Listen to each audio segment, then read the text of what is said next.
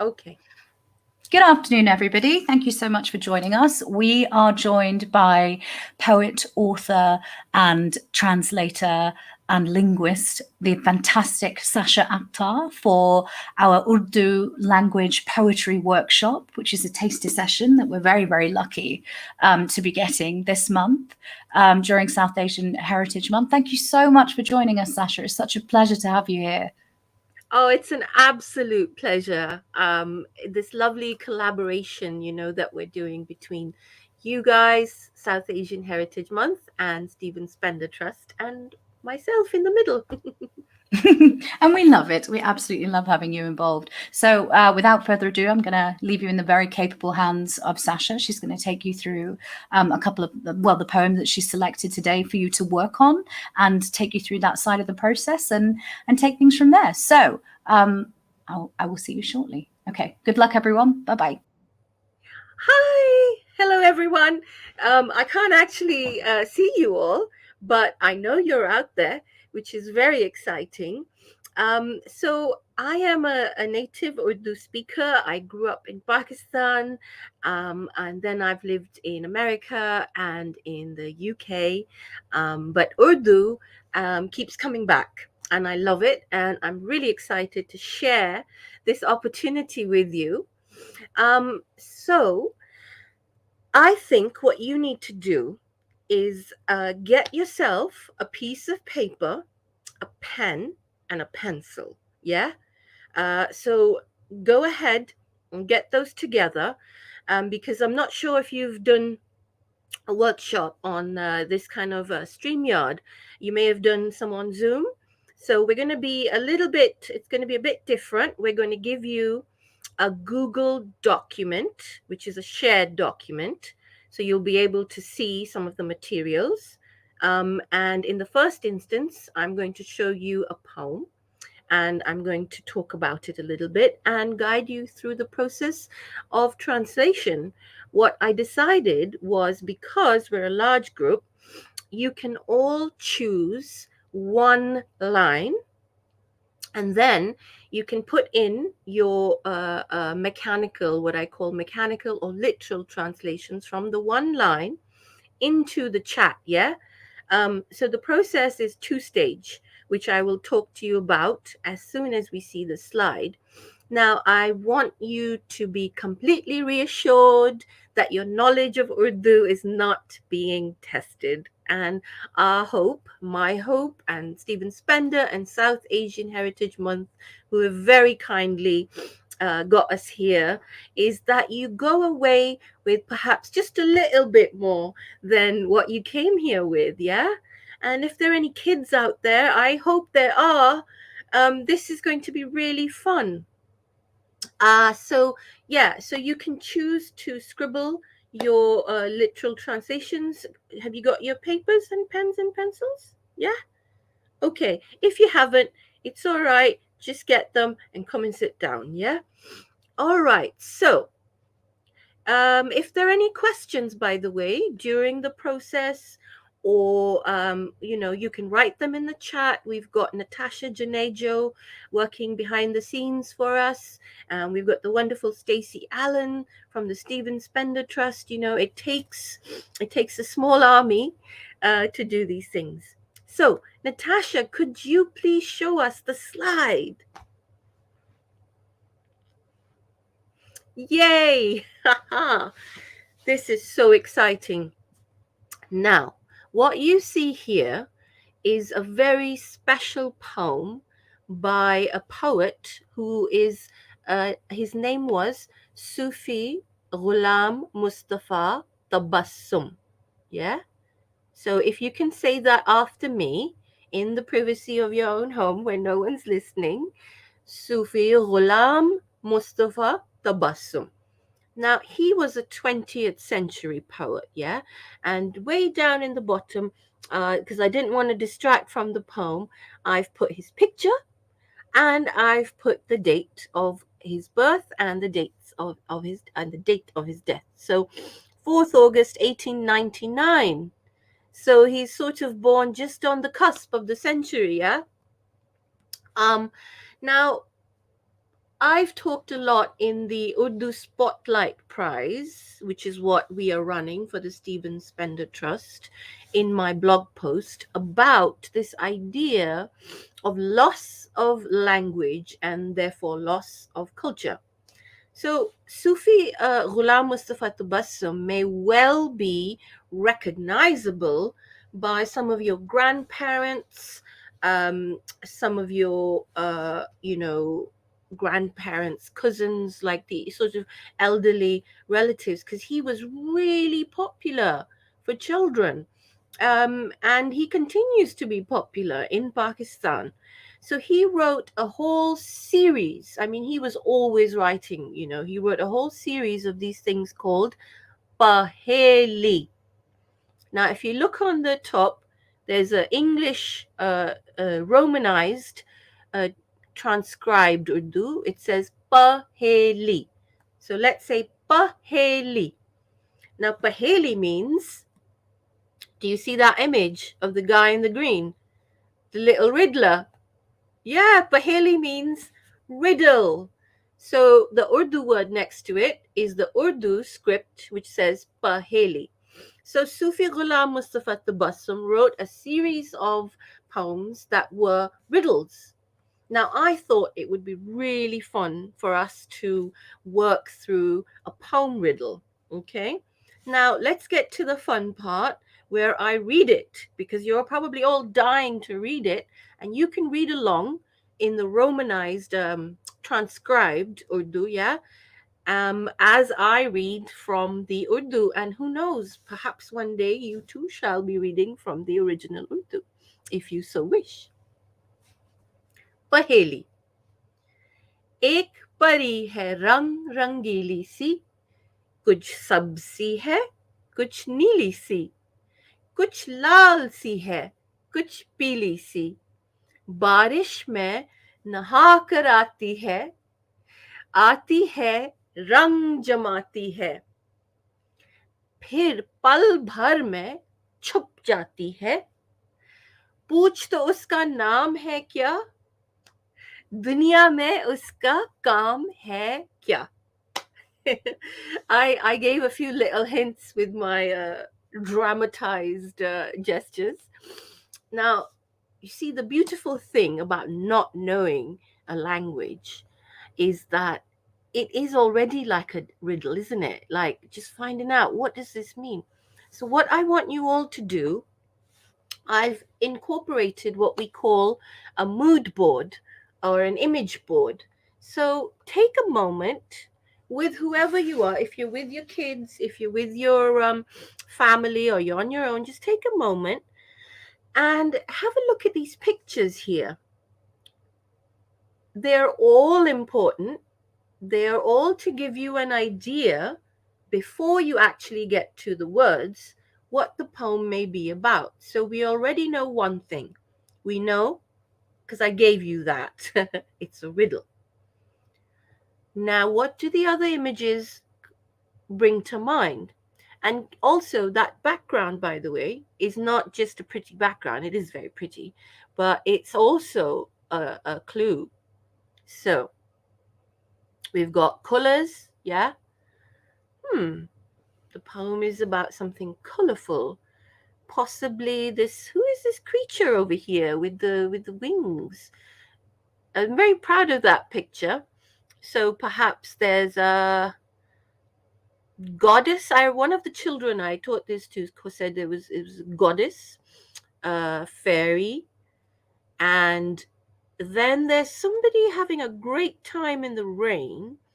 So it looks like somebody's having a great time in the rain. So yeah, there's definitely rain in there. Yeah, we see rain, and this image of these hands. What does that bring to mind? Hope. All right. We're probably all dying to get to the part where we find out what it is. So just quickly, the other clue is at the end, there's 2 question marks. So I'll give you this. That is when he's asking the question about the riddle. Can you guess? Yeah. Okay.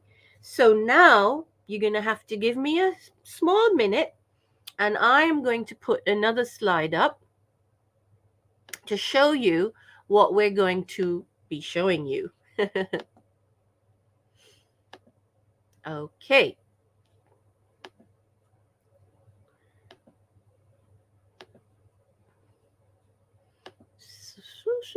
There we go. Share.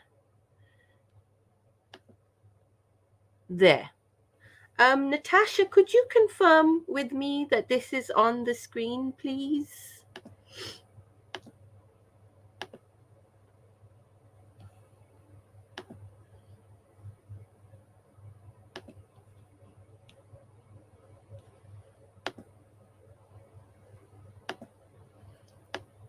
And we need to share with you.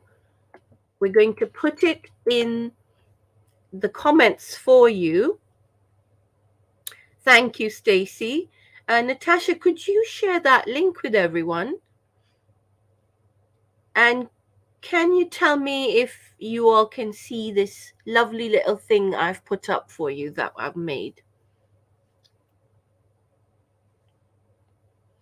Aha, definitely on the screen. Cool. Okay, guys, this is the fun part. Now, in the Google Doc link, which hopefully will come up in your comments, Natasha, I believe Stacy has put it for us in our chat. You are going to see what I've made a glossary. So I've made a glossary of each line of the poem. And what I'd like you to do is choose, there's your link. So open that link, there will be 8 slides, yeah? So if you just want to, you can't be bothered to scroll, you just want to do the first one, that's cool. What I would like is if, yep, there's your Google Doc link. What I would like is that you look at the glossary. So on this first one, so this is the first slide in the document, it says ache, which says ache in transcribed Urdu. Pari hai rang rangili si. Yeah? And then I've put the meaning in. Now, this 2-stage process is very much to give you confidence if you ever choose to, do more translating, which is to just put together the words. Don't think about it so much. Just put together the words as they appear in the glossary. So if you look at the column, the second table, which says transliterated Urdu, the entire line is ek pari hai rang rangili si. So that's where it says transliterated Urdu. Now remember, besides the transliterated, Urdu is read right to left. Woohoo! So a lot of us may not realize this, and it's a big thing because we're so used to reading left to right. So on this glossary, you shall be reading both left to right and right to left if you know how to read Urdu script. So what we're going to do, I'm not going to tell you anymore right now because you're going to put together on your piece of paper your meaning of this from the glossary. So you choose the line. There's 8 slides in there. And I'm going to put back the original poem in all the colors to give you some inspo, as the kids say. So just to help you along, in case you're having a bit of a, it's okay. All translations are valid and valuable. And I would really love it when you're done if you put them in the comments. So what you would do is, so let's choose from here.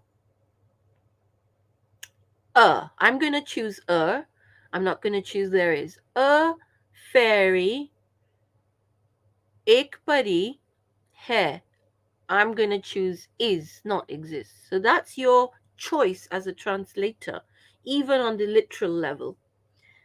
A fairy is, ooh, what's this? Rang rangili.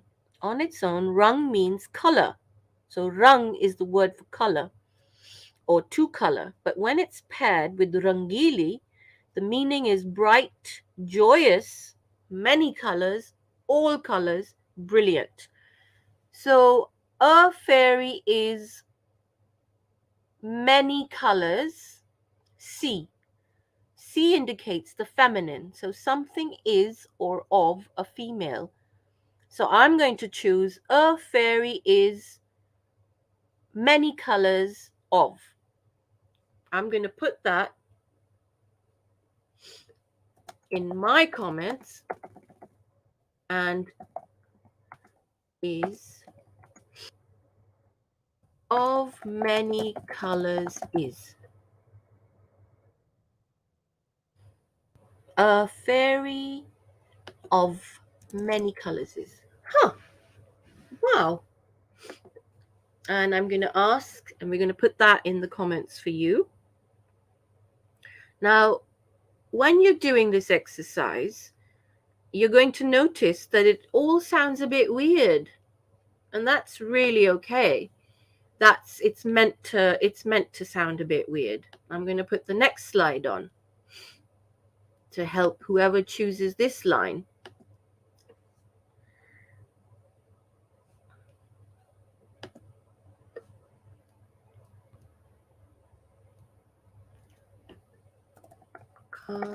Okay.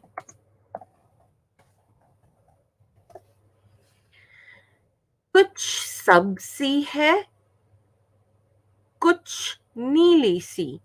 So read the line from the transliterated Urdu. Now, kuch in the glossary says a little bit, some. Subs is green. Some of you may know that because there are these bits of language that we can sort of remember from things that our families have talked about. And then we have C and C. We have C in the previous line. Yes, we did. Hai kuch neeli si. So in the glossary, I haven't put kuch twice. So that's for you to figure out because you've got the whole line there. So what am I going to choose? Kuch means a little bit or some. Okay, I'm going to choose some. Some subs, some green, C. Some green is, I'm going to choose is. Some green is, and then the next word, I'm going to choose a little bit blue is. Ha! Fancy that. So we have a fairy of many colors is, some green is, some little bit blue is.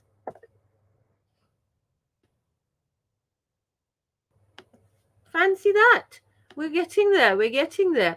And as you're going along, remember, we're also guessing what on earth this poem is about. So there's a fairy of many colors, a little bit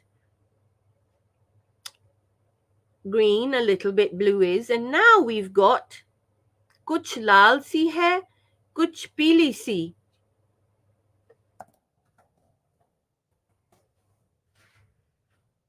Now that sounds a lot like the previous line, kuch lal si. It's almost identical. So this actually, whoever's doing this line is going to do, so this time I'm going to choose a little,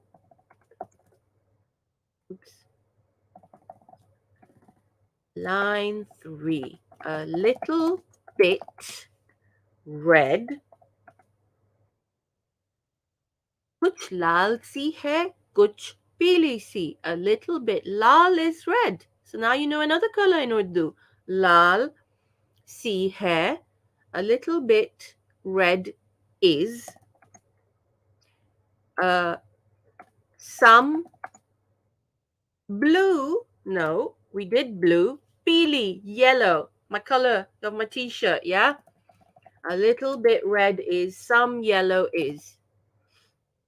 Great. How you all doing? I hope you're doing your lines. So you can go along this way. I'm going to now put the next slide, the slide that we had before, back on. I'm going to close this one and you can go through that glossary.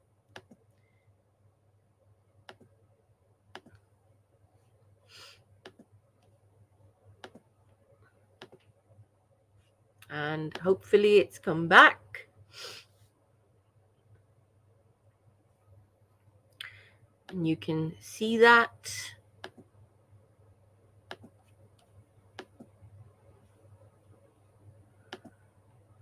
So we're going to do this for a few more minutes.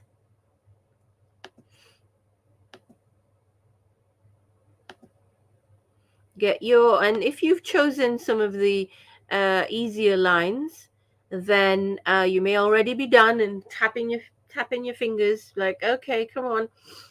You're welcome to do as many lines as you like in this mechanical translation, because what we're going to do now is we're going to get to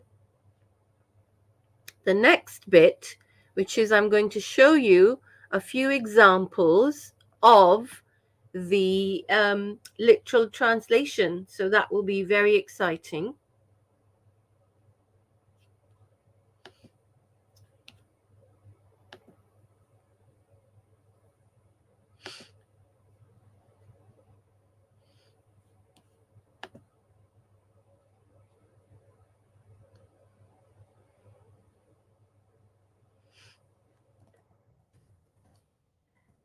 So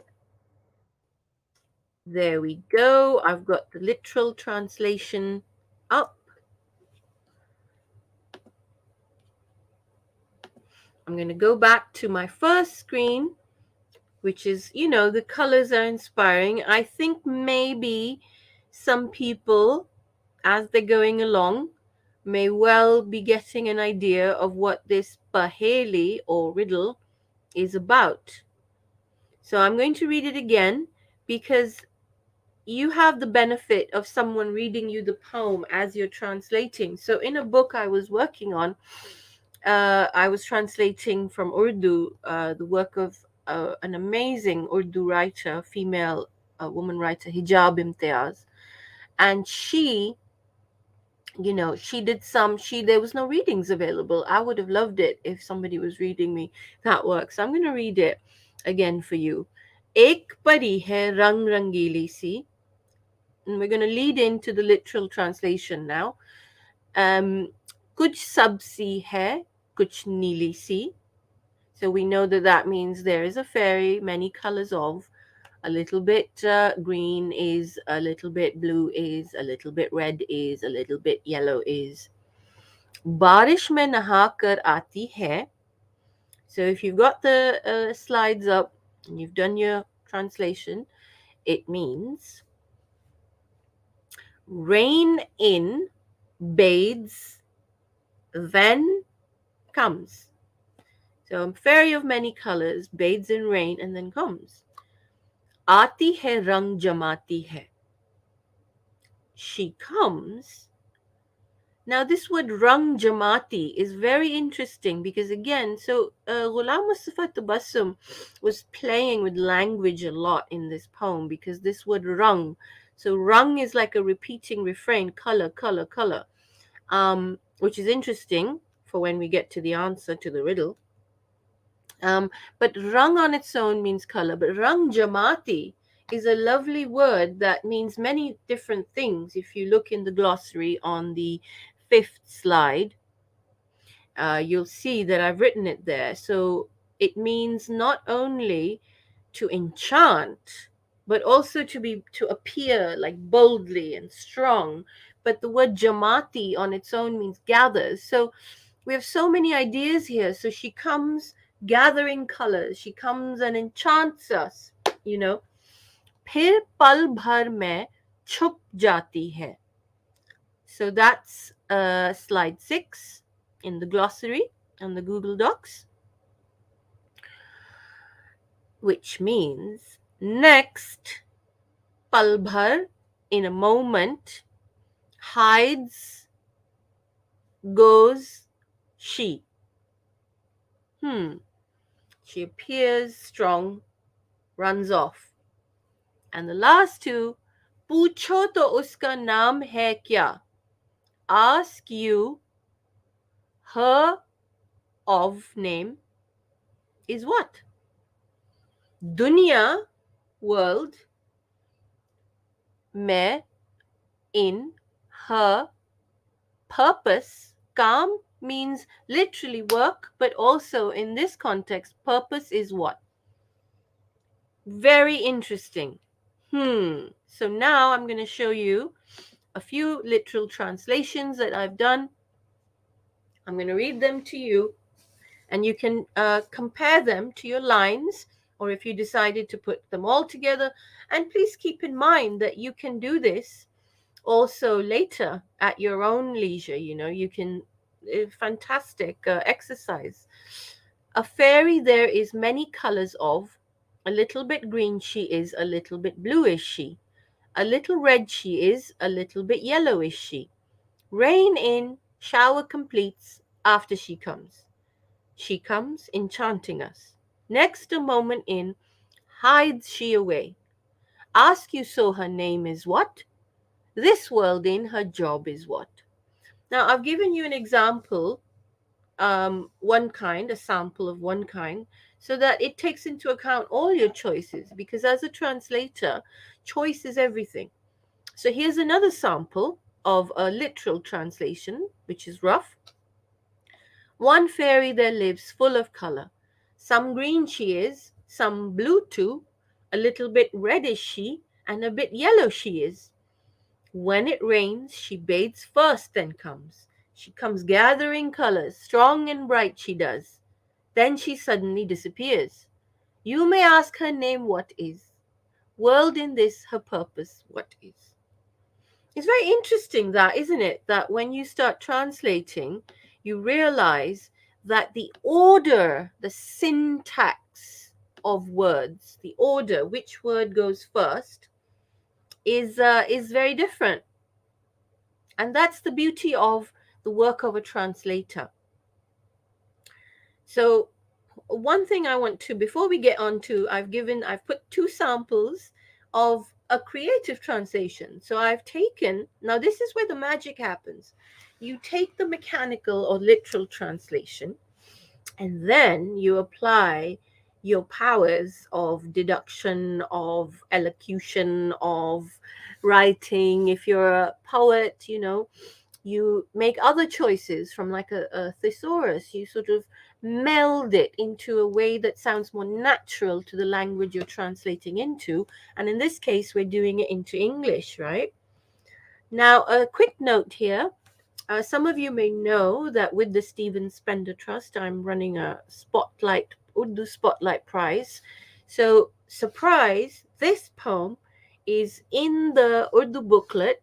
And when I'm done with this, perhaps we can have a little chat with Natasha about that. And you can choose to submit your translation of this poem to me through the Stephen Spender Trust. So I'm going to put the link up there just so you have it before I read these sample creative translations that I did for you guys. So yeah, you can't submit this one because I've done it, but this is for your inspiration. Yeah, brilliant. Okay, I wonder how far you've gotten. Feel free to just plonk a line in the comments if you are able, because we'd love to see that you're hard at work. Or maybe you're just absorbing it all, which is cool as well. So, ready? Paheli or riddle. A fairy exists of many colors, brilliant and bright. She is green and also yellow light. She glows red and blue too. In the rain she goes to bathe, after which she creates a majestic display. But in the blink of an eye she hides away. I wonder who she is. I wonder why she exists. So I wonder if any of you have a clue now as to what the answer is. At the very end of the original Urdu poem, Ghulam Mustafa Tabassum has put the Urdu word, which obviously I've had to hide from you in case somebody knew the meaning of it. And I'm going to show it to you after this. But I think you're probably all getting an idea, and feel free to put in the comments if you've guessed the answer to this riddle poem.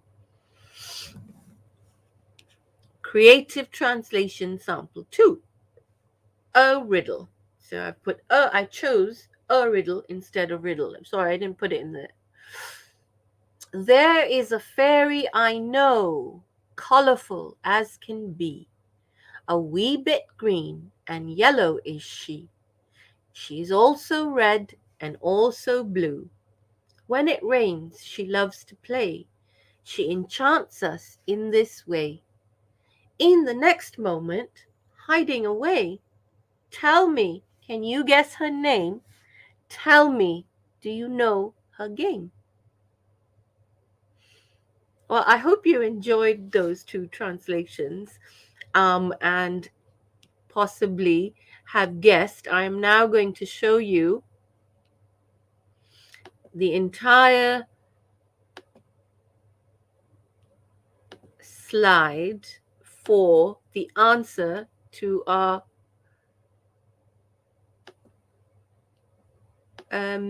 riddle. But you're going to have to give me just a second here.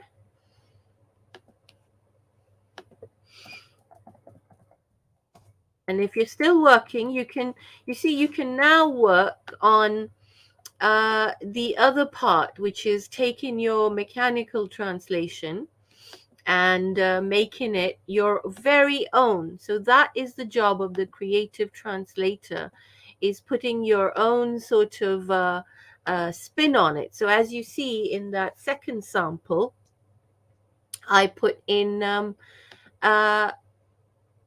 bit of a rhyming scheme.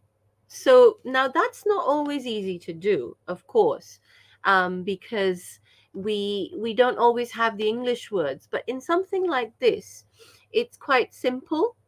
So it is possible to do that, to find like a children's. Here we go. Is that it? Okay, almost there. I can't wait to show you this wonderful slide.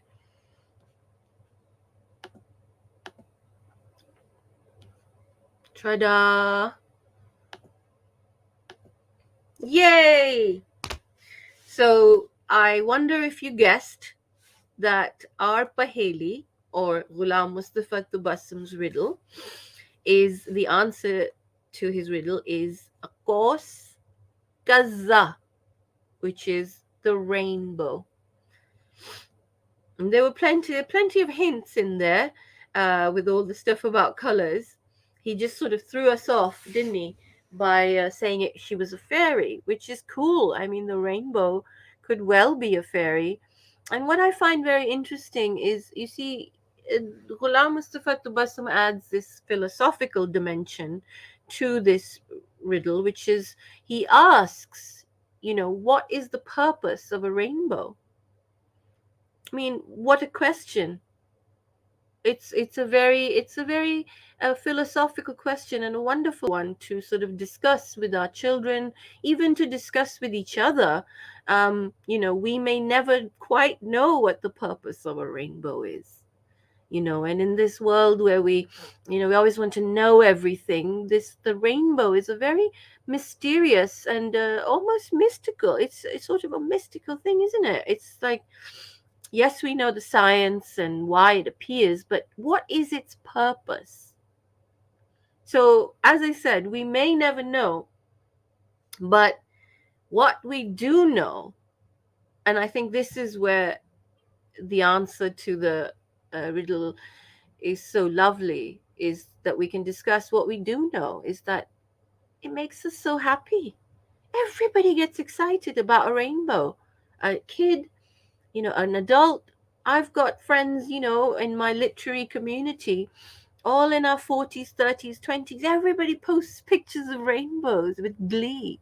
So, what we do know is it makes us happy, it gives us joy.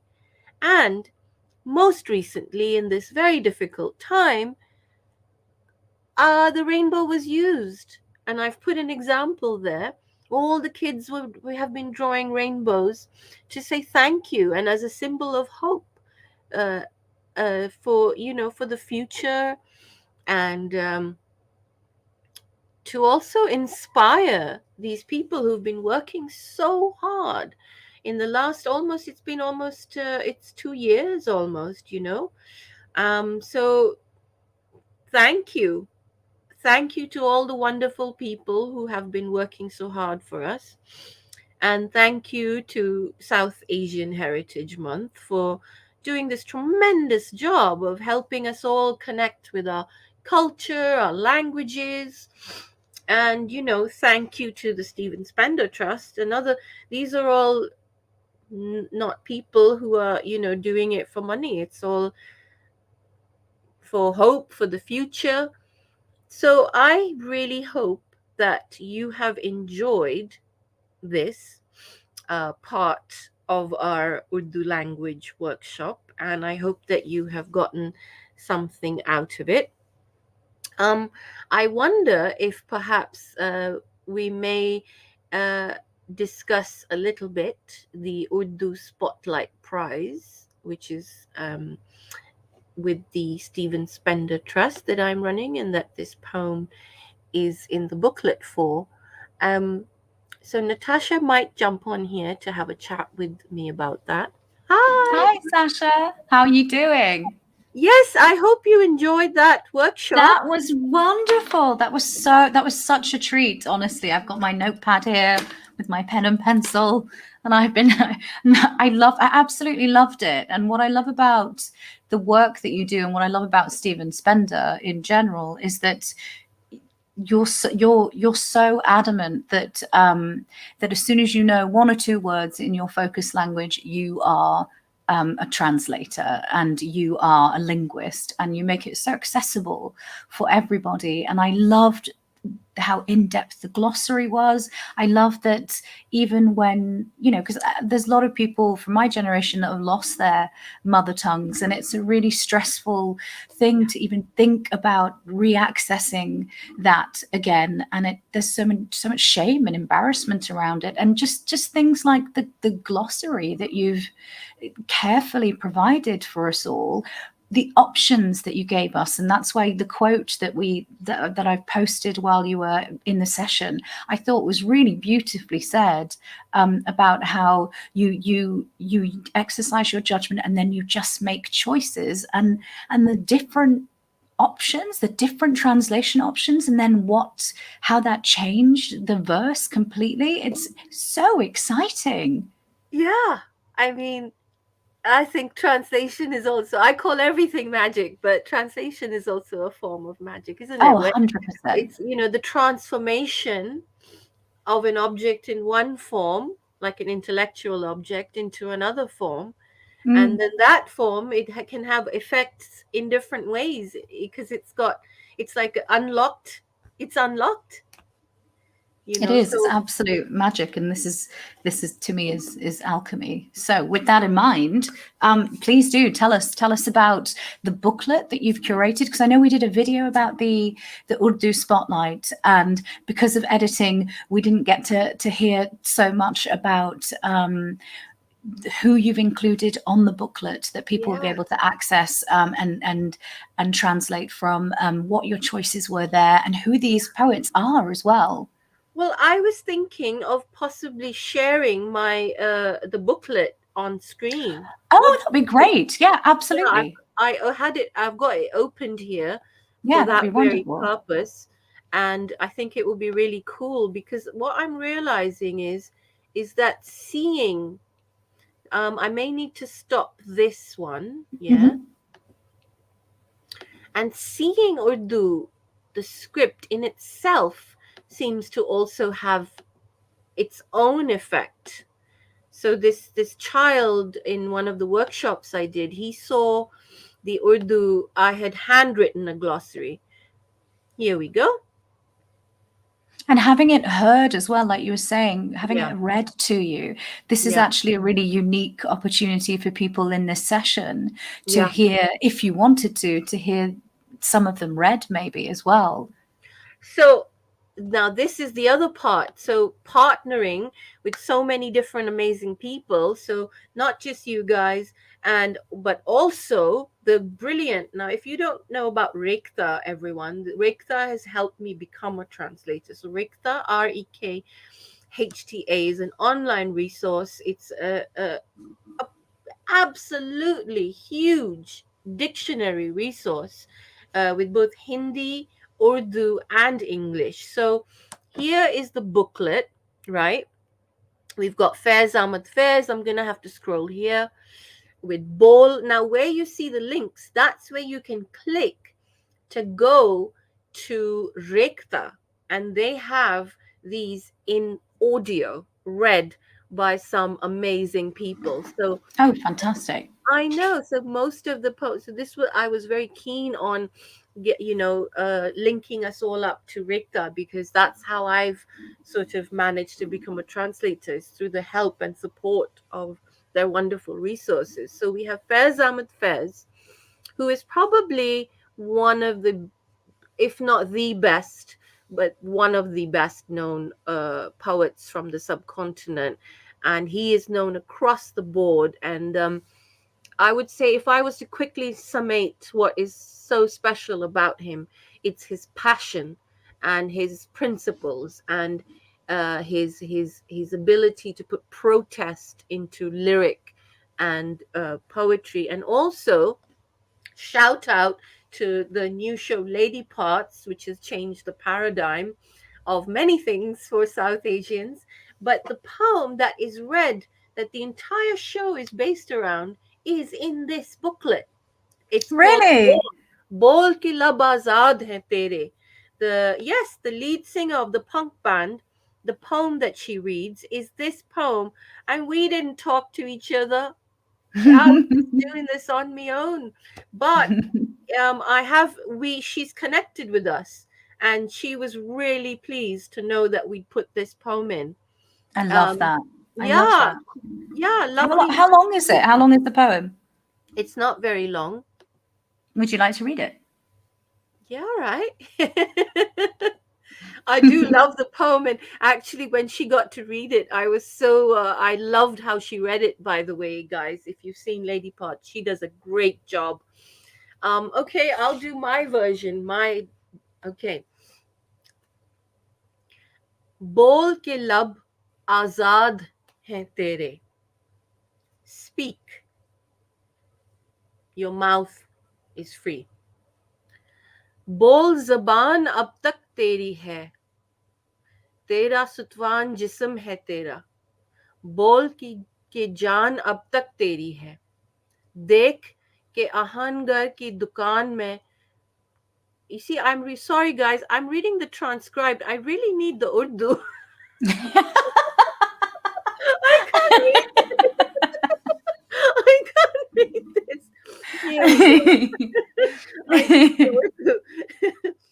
Ah, बोल के लब आजाद हैं तेरे, बोल जबां अब तक तेरी है, तेरा सितवा जिस्म है तेरा, बोल के जा अब तक तेरी है. देख के आहन घर की दुकान में, तंद में शोले सुर्ख हैं आहन, खुलने लगे कफलों के दहाने, फैला हर एक जंजीर का दामन. बोल ये थोड़ा वक्त बहुत है, जिस्मो ज़बां की मौत से पहले. बोल के सच जिंदा है अब तक, बोल जो कुछ कहना है kehle. So you can tell by my dramatic rendering that there is a lot of passion in there. Um, what he is saying in this poem, and I would love to read some translations of this, right? Yeah. But what he is saying is that, so that last line is very important because it says, "Speak your truth, bol, speak, jo kuch kehna hai keh le." Speak whatever you need to say it. Bol ke sach zinda hai ab tak. Speak because the truth still lives on, you know. And he, in the poem, he talks about being enslaved, oppressed, versus being free. So Mm. I feel it is for this reason that Nida Manzoor, the fantastic writer also of Lady Parts, you know, used this because this is an ultimate liberation song for um for all of us Mm. colonized peoples. And Fairs was the, you know, he's a rock star. He's a voice of the colonized peoples. And so let's not give Fairs so much time though, you know, because we let's look at some of the feminist women poets that I have included in here. Sara Shagufta, who personally I will say was our very own Sylvia Plath. People don't realize this, but she was a very tragic character. And remember that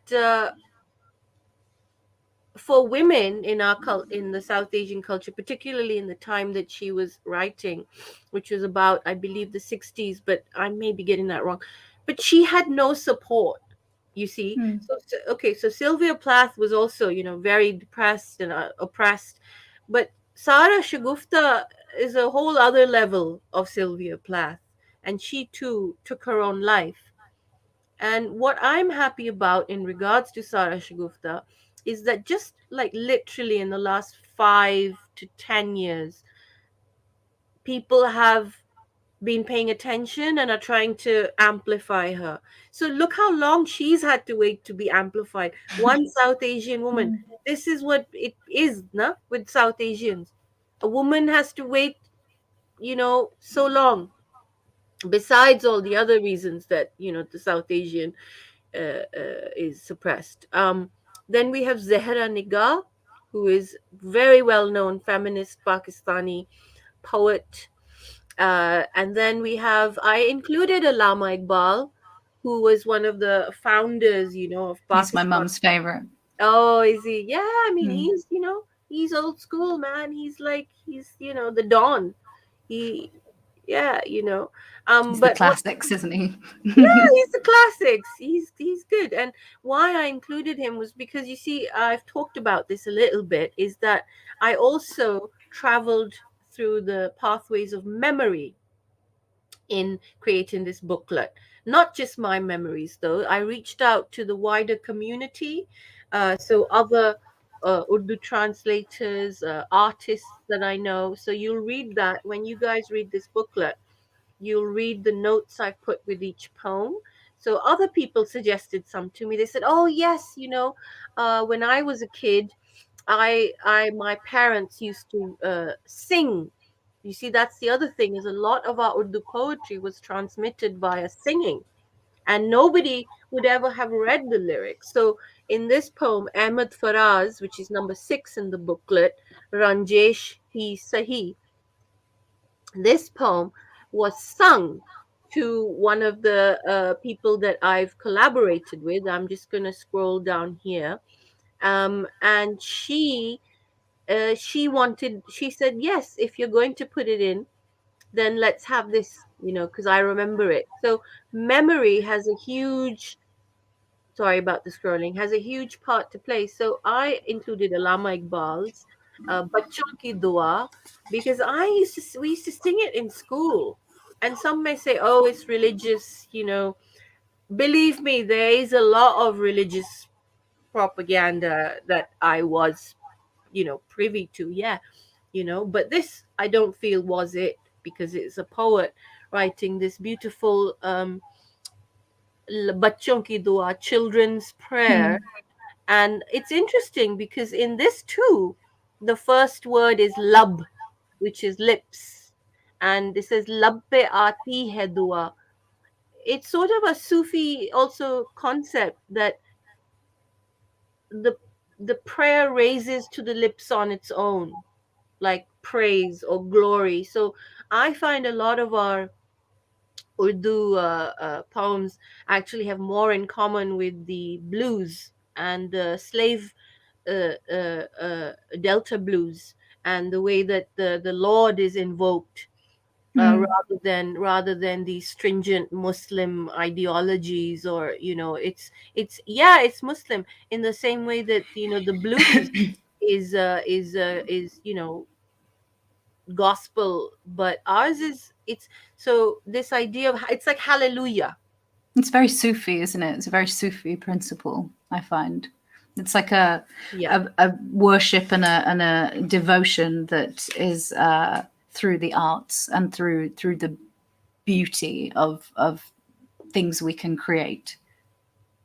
oh, you're always so eloquent. This is why I must say, guys, Natasha Janejo, big That's up. what I say about you. Oh, this has been lovely. I think, are we wrapping up soon? Do I I need to think get we are. Yes, I yeah? think we are wrapping up. But is there anything that you would like to say because this booklet that you've curated is absolutely beautiful. It's absolutely delightful, and I love that there are notes that you've added Yeah, that really give people context around these choices as well. And this is something that just hearing about it, like I want to read through it all over again. Because hearing you talk about why this matters to you and why you've included yeah, it adds another layer. And thank you so much for taking us through the practical side of the translation process. I think this pairs so well with now people thinking about how to access entering the competition. yeah, And I think it's just a wonderful starting point. And really, from my experience of getting to know you and getting to know Charlotte at Stephen Spender, that it's such a fresh, inclusive, welcoming outlook in terms of language and translation and linguistics, which can often be quite exclusionary and can often be quite a difficult space to navigate. And this is for everybody, and it's for all age groups, and this is a welcoming, wonderful space. And what you can unlock here with what Sascha has curated for you is something quite powerful and quite beautiful as well. There is such a lyrical quality to Urdu poems because it is a tradition that started with oral history and oral poetry, and that is the power of it. It reminds me so much of ancient Greek, epic poetry, and that started with oral tradition. It started from person to person, interpersonal human connection storytelling, and that's why I feel this in the bones and marrow of who I am when I hear people speak these languages that are part of my history. And even when I can't speak them myself fully anymore, they're in there somewhere. And things like this help us to get back to them again and help us unpick all of that. And it's a wonderful, wonderful thing. And this has been such a treat. So thank you so much. it's funny. I feel like all this work that I've been, passionate about and wanting to do, like you're the ideal person. Like, response in this way. Like I've always like this is what I thought. Oh, I want to, South Asians living in England. Like, they get so disconnected. I want to give them, and then it's actually like happening in this form. And what you've said, And it's it's like, tangible. It's wow. amazing. Amazing. So, I mean, yeah, if you guys, we've put the Rekta link also, but I think we've put the Urdu spot. You don't really need the Rekta link. You Mhm. can, but if you go through the Here we booklet go. and through the website, so yeah, let's just give you these Stephen So, Spender. yeah, I'm going to post the Stephen Spender link now and then the Rector link as well. So you've got both just all in one place with the video, and then you've got everything here. So let's pop that in the chat, and then you've got everything in one place. And But keep in mind, like, not to be overwhelmed. If you look at the booklet and you just see the sea of Urdu. In most of the cases, the transliteration is available on Rekta, but I should say that it's open for from age 5 to age 18. So this is for young people. But if you're working with an adult, that's fine. Obviously, in the case of much younger children, you will be working with an adult. But I didn't want to completely. I have given slightly more, a bit more difficult, like this poem that we've got up on the screen. It comes from the great grandfather of a Pakistani poet and editor called Afshan Shafi. So I asked her, and she said, "Oh, my great grandfather wrote this poem about the original Shalimar Bagh." So now, oh for wow. people who know Shalimar Bagh, we all know, oh, there's one in Lahore. But this is based on one, at first it was in Kashmir. So he's written this poem about the Shalimar Bagh in Kashmir. So it was just too exciting to get this from his family that I've put the whole thing in. But even if you guys took one verse, so this is for people who can actually read Urdu script. So there might be some. I don't. Why not? I know Urdu script. There may be others. But Afsha has suggested. So if you look at the booklet, she suggested a part of the poem for translation and has even recorded it for us. So I mean, and this Mia Shadin, Mia Shadin, who wrote this, he died in 1918. Now this poem is not anywhere else. Anywhere else. No, Anywhere else. no. That's the extraordinary thing about it. Often it's curating all of this. It's part of history. It's part of collecting and gathering our history, because my mother used to say this to me when I was growing up, and she said, I'm so terrified of the fact that these languages are being lost on the children in my family, but then your generation in general, because she was like, there are poems that I read growing up that can't be that haven't been translated into a language that you speak now, and they will be lost, and you will never know the joy of them. And there are others that are just spoken, and so we will lose. And like our partition history, you lose the generation that experienced and lived through these things unless we go back and protect it, and we go back and actually excavate these things and actively hold on to them and curate them. And this is part of that work, and it's invaluable. It's wonderful. It really is. It's such a Yeah. treat. I mean, I think we discussed this once before. So what I have to say to your mom now is, don't worry, we're on it. So somehow this real sorrow she felt. It was heard. We're all doing this work. You, all of us, South Asian Heritage Month, all the people contributing. We're not letting it go, are we? We ain't Exactly. And letting it now go. is the time to be tenacious and dig your heels in and be stubborn. And my mum is watching now, so Mama, I'll call you later about this and these poems, Oh, and we can read them together. But it is. I was thinking, because I know this is for children, and you said it's okay if you do it with an adult, and I was thinking I'm an adult and I'll be doing this with an adult, with my mum. So yes, no, it's yes, but you see, this is the thing. Now, that's only the remit of it's to do with the remit of the organization that we're working with.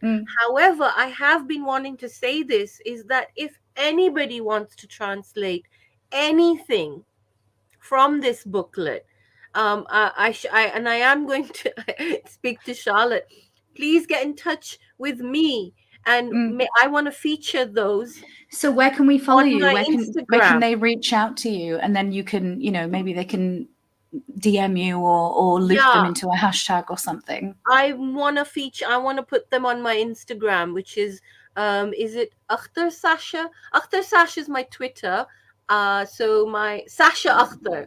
Yeah, Sascha Is your Akhtar Instagram. is Okay. my Instagram. So if you were to do it, man, oh, Yeah, that would be. I just absolutely. want to read. I want to read translations. Please And send share them. a content around this. If you haven't got round to, or you're in the process of working on it and you want to share your process, Yes. share it with South Asian Writers hashtag and Our Yeah. Stories Matter a Yeah. hashtag, and share that process with us, because this is collaborative, and this is something that you're not alone in, and that you know, we Yeah. like Sascha's saying, we're not letting go of this now. It's a wonderful, beautiful thing, and it's a part of who we are. It's so key to heritage and identity, and everybody is included in it at whatever skill level you're at, and whatever way you want to engage with it as well. And I think the message here is that every way that you want to do that is welcome, and keep talking to us, and keep, you know, you're welcome as in every part of that dialogue, because it's just such a joy. It really, really is. This was something that you were facing a brick wall with the idea of this growing up, and now it just feels like a conversation, and it's a really powerful thing, I think. Yeah. I think I've also referred to you and your experience. I've written the blog post that introduces the Urdu Spotlight Prize. Mm, And I mentioned this, that, in the UK, South Asian minority groups include Indians, which is 2.3%, Pakistanis, 1.9%, Bangladeshis, 0.7%. And I got these from I got these, I've forgotten, but they're very reputable. Sri Lankans, as well as third generation Asians, Asians of mixed Nepal, Bhutan, Maldive Islands, and some from the Middle East. But, where are the languages? you know, mm, and mm, we get, it is interesting that the language one grows up with at home is called the mother tongue. you know so yes, language is our mother, and so losing the language of our ancestors can feel like losing a mother. yeah. And we've discussed this as well, um, about the mother tongue, and literally, this is your image, is having had that tongue literally taken out. And Mm, I've written about that too, how in the 80s, South Asians were not encouraged to speak their mother tongue at home. and So, shamed out of it with the school and system and shame. the way that Yeah. it functioned here. Yeah. And I call it being colonized out of your mouth, Yeah. and that's how it was taken away from you. And therefore, any any thoughts around reaccessing it are then layered with shame, Yeah. even more so, because it's the shame around that understanding that was all around the messaging, Yeah. all over the messaging around you growing up, that who you were and what you are and what you speak and what you know and what you eat and what you smell like and Yeah. what your houses smell like is less evolved, less Yeah. cultured, less refined. And Yeah. that was the implicit understanding of wider society in those times. And that's why behavior like that could persist in formalized environments, in educational environments, even though we know now it's absolutely bananas, and being bilingual and trilingual makes you a more well-rounded student, and it makes you highly intelligent and emotionally intelligent as well. But they could get away with saying and doing those things because they were playing on the vulnerabilities of people that had migrated over from fractured lands, and they were playing on the fact that a system existed and was structured to in order to subjugate people in those positions without agency and power. And now we are, it won't happen again, but I think those lessons had to be learned through us, unfortunately. But it won't happen We're again. putting it back in you're putting your tongue back in your mother tongue in your mouth. Yeah, I But mean, I found it, and then I'm just like, it's a bit knotted. I'll figure this out. And now you're just trying to, we're trying to unpick everything that or perhaps actually we're trying to re-embroider everything that was unpicked, because it was a deliberate unpicking, wasn't it? It's a strange yeah, one. and also, organizations like Stephen Spender, and also Poetry Mm, Translate, who I've also worked with. We did a Kishwar Nahid poem, and that's online. If anybody wants to look at that as well, that will help with your translation, Poetry Translation Center.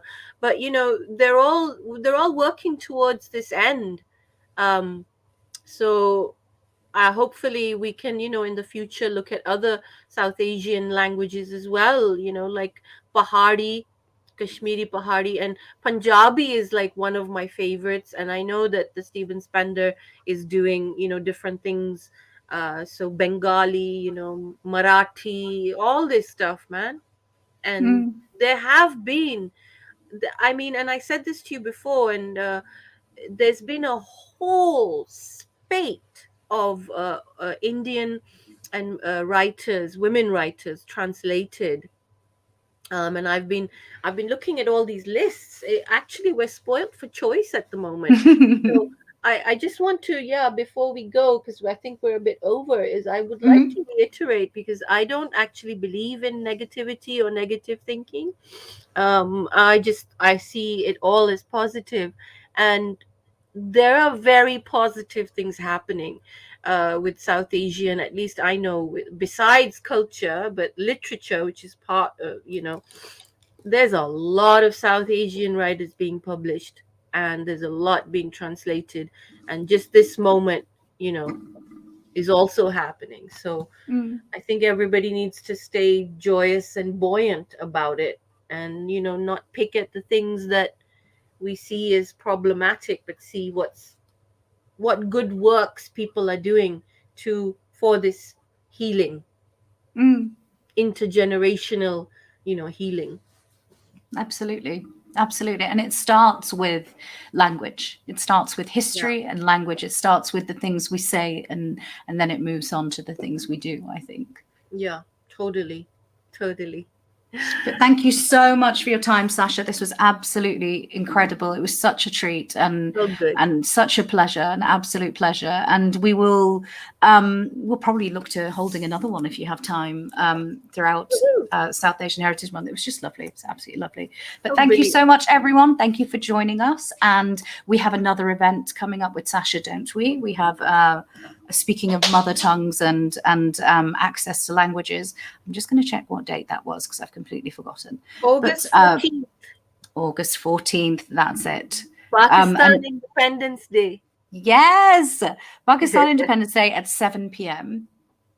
We have a panel about the loss of the mother tongue and the journey back to our languages and native languages. And so Charlotte, the director of the Stephen Spender Trust, and Sascha will be joining us on that panel. And Faiza Wen, author and linguist, who's actually running our second language workshop this evening, will be joining us on that panel as well. So it'll be wonderful to get all three of you incredible women in one space together where we can start having an in-depth discussion about a lot of the things we were talking about here as well, and then just have the meeting of these incredible minds. But thank you so much, everyone. You can access the booklet and you can access the translation tools and skills at Stephen Spender Trust's website, which is Stephen Spender. Is it stephenspender.org? Yeah, it's Stephen Hyphen Spender. Spender.org. And head there and everything will be there for you. The deadline is the 27th of August for you to submit a translation, talk about your process, have an adult help you if you'd like an adult to help you. The ages are, was it 7 to 17? Sorry? Was it 7 to 17, the ages? Oh, no. It can be as young as, reading age, writing age. So fine. however, perfect, even better. Because Even I've better. included and I didn't mention it or show you, but in the page there is a writer also. So there's Ghulam Mustafa Tabassum, and there's other riddles by him in there. Love that. Love Not that. just Okay. and this one, that if people have done it during this workshop, they can send this in too. Love that. I mean, Absolutely obviously love not that. grown-ups. Sorry, guys. Hopefully, Grown-ups, you can do it for fun. You can share Yeah. on social media, get in touch Share with with me. Sascha, use, Yeah. share it with the hashtag South Asian Heritage Month, share it with hashtag Our Stories Matter, tag South Asian writers in it. We want to see you engaging with this. If it's something that you are just doing for fun, if it's something that you want to read the poems and be in and talk about Sascha's curation and her choices, she's put together an amazing resource for us, and it's all completely free. and it's such a treat. Thank you so much, everyone, for joining us. We have to go, but we will see you again on the 14th. We'll see Sascha again on the 14th. Thanks so much for your time. Bye. Bye. Thank you so much, everyone. Bye.